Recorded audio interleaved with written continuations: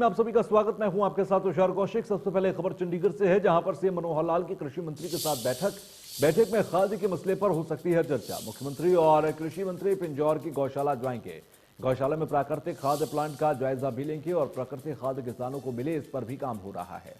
गौशालाओं की मदद से ऑर्गेनिक खाद तैयार करने पर विचार। हरियाणा में 1 करोड़ की बैग खाद की जरूरत सालाना पड़ती है और ऐसे में गौशालाओं की मदद से 2 करोड़ बैग तैयार करने की तैयारी है। तो खाद के मसले को सुलझाने के लिए यहां पर ये कदम उठाए जा रहे हैं। प्राकृतिक खाद किसानों को मिले, इस पर भी जोर दिया जा रहा है। खाद को कैसे बेहतर बनाया जाए, उसकी गुणवत्ता पर भी ध्यान दिया जा रहा है। तो सीएम मनोहर लाल की कृषि मंत्री के साथ बैठक में खाद को लेकर चर्चा हो सकती है। गौशालाओं की मदद से ऑर्गेनिक खाद तैयार करने की भी मसले पर चर्चा हो सकती है। कैसे किया जाए, कैसे पूरा मसौदा रखा जाए, इसको लेकर आज चर्चा। तो हरियाणा में 1 करोड़ बैग खाद की सालाना जरूरत पड़ती है। ऐसे में गौशालाओं की मदद से 2 करोड़ बैग तैयार करने की तैयारी यहां पर की जा रही है।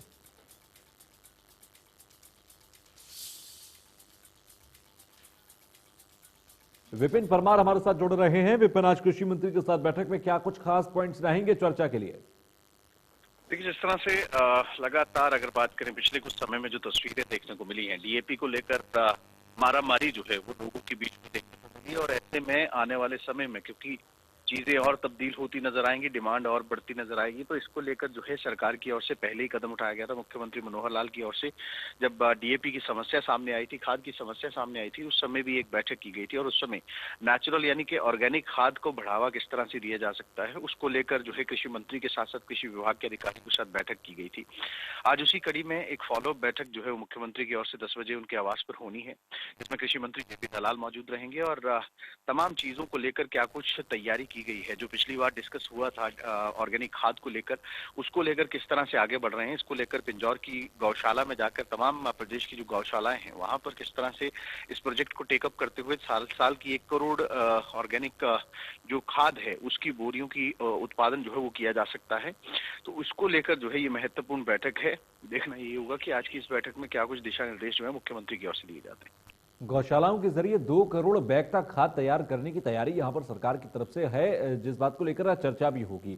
गौशालाओं को लेकर किस तरीके की चर्चाएं हैं और क्या इससे पहले भी इस पूरे मसौदे पर या इस तरीके की प्लानिंग पर चर्चा हुई है, गौशालाओं के साथ बातचीत हुई है, कुछ तैयारियों को लेकर जानकारी हो?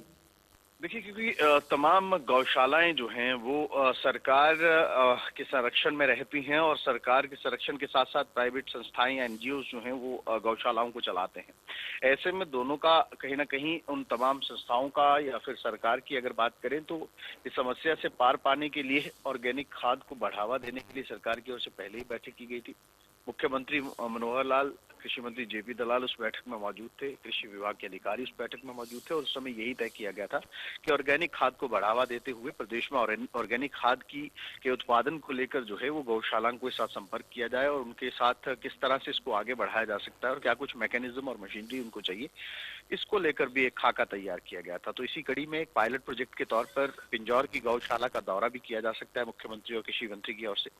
क्या कुछ तैयारियां वहां पर की गई हैं और कितना प्रोडक्शन किया जा सकता है साल के अंदर, इन तमाम चीजों को लेकर जो है प्रारूप जो है आज की दशक। ठीक, आप नजर बनाकर रखिएगा, हम तमाम जानकारियां आपसे लेते रहेंगे। फिलहाल के लिए शुक्रिया।